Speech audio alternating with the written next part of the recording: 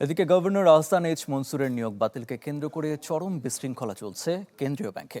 উচ্ছৃঙ্খল কিছু কর্মকর্তা ডেপুটি গভর্নরদের জিম্মি করে গুরুত্বপূর্ণ পদে থাকা কর্মকর্তাদের বদলির আদেশ জারি করছেন। গভর্নরের অনুমোদন ছাড়াই সরিয়ে দেওয়া হয়েছে মানব সম্পদ বিভাগের পরিচালক মোহাম্মদ জব্দুল ইসলামকে। ব্যাংকিং প্রবৃদ্ধি এবং নীতি বিভাগের পরিচালক মোহাম্মদ বাইজিদ সরকারকে বদলির আদেশ জারি করা হয়েছে। গভর্নরের ব্যক্তিগত কর্মকর্তা মোহাম্মদ কামরুল ইসলামকে বদলি করা হয়েছে সদরঘাট অফিসে।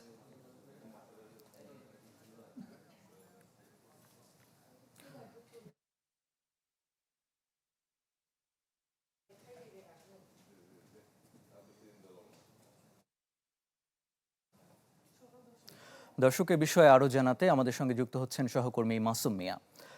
মাসুম, আপনি এই মুহূর্তে আছেন বাংলাদেশ ব্যাংকের সামনে, সেখানকার সার্বিক পরিস্থিতি সম্পর্কে আমাদের জানাবেন।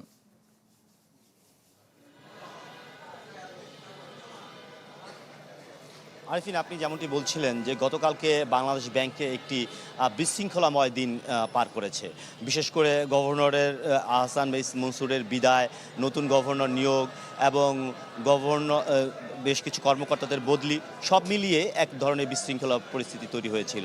তবে আজকের দিনটি কিন্তু অন্যরকম। আজকের দিনটি আমি বলতে চাই যে নতুন যে গভর্নর নিয়োগ হয়েছে তার অপেক্ষায় এখন কিন্তু বাংলাদেশ ব্যাংক অপেক্ষা করছে এবং আপনাকে একটু দেখাতে চাই বাংলাদেশ ব্যাংকের ঊর্ধ্বতন কর্মকর্তারা কিন্তু নিচে নেমে এসেছে। কারণ হচ্ছে কিছুক্ষণের মধ্যেই বাংলাদেশ ব্যাংকে যে নতুন গভর্নর নিয়োগ হয়েছে তিনি এখানে আসবেন এবং তাকে গ্রহণ করার জন্য কিন্তু বাংলাদেশ ব্যাংকের ঊর্ধ্বতন কর্মকর্তা রয়েছে। আমরা দেখতে পাচ্ছি এখানে বাংলাদেশ ব্যাংকের ডেপুটি গভর্নর মহোদয়রা উপস্থিত রয়েছেন, এখানে লিড ইকোনমিস্টও অপেক্ষা করছেন।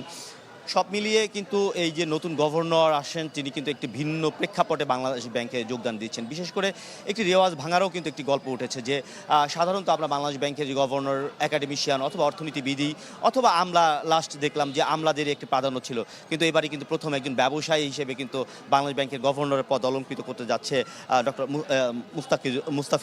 মুস্তাকুর রহমান। এছাড়া আমি কথা বলেছি এখানকার যারা বাংলাদেশ ব্যাংকের যে কর্মকর্তারা, তারা যেটা বলছেন যে এই নতুন গভর্নরের কিন্তু বেশ কিছু চ্যালেঞ্জ মোকাবেলা করতে হবে। যদি আমি প্রথম চ্যালেঞ্জ যেটা মোকাবেলা করতে হবে, বাংলাদেশ ব্যাংকে যে একরকম বিশৃঙ্খলা চলছে সেই বিশৃঙ্খলা বাংলাদেশ ব্যাংকে কিন্তু একটা শৃঙ্খলায় ফিরিয়ে আনতে হবে। দ্বিতীয় যেটা হচ্ছে, তার আরেকটি বড় চ্যালেঞ্জ হচ্ছে, আপনি জানেন যে বর্তমান সরকারের কিন্তু একটি বড় চ্যালেঞ্জ বা আপনার ইশতেহারে, তাদের নির্বাচন ইশতেহারে রয়েছিল যে সুদ যৌক্তিকরণ করবে এবং ব্যবসায়ীদের কিন্তু একটি দাবি রয়েছে যে সুদ হার যৌক্তিকীকরণ।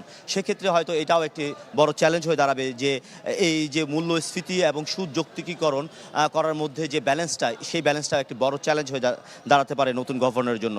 এছাড়া আরেকটি বিষয় গুরুত্বপূর্ণ যে এই যে 5টি ব্যাংক একীভূত করার যে প্রক্রিয়া, সেই প্রক্রিয়াটাও কতটা আসলে এগিয়ে নিয়ে যাবে সেটি একটি বিষয়। দ্বিতীয় বিষয় হচ্ছে যে এই যে নন ব্যাংক অর্থাৎ ব্যাংক বহির্ভূত যে আর্থিক প্রতিষ্ঠান রয়েছে, 6টি প্রতিষ্ঠান কিন্তু বন্ধেরও একটি ঘোষণা ছিল, সেটাও কতটা এগিয়ে নিতে পারে এই নতুন গভর্নর, সেটি এখন একটি দেখার বিষয়।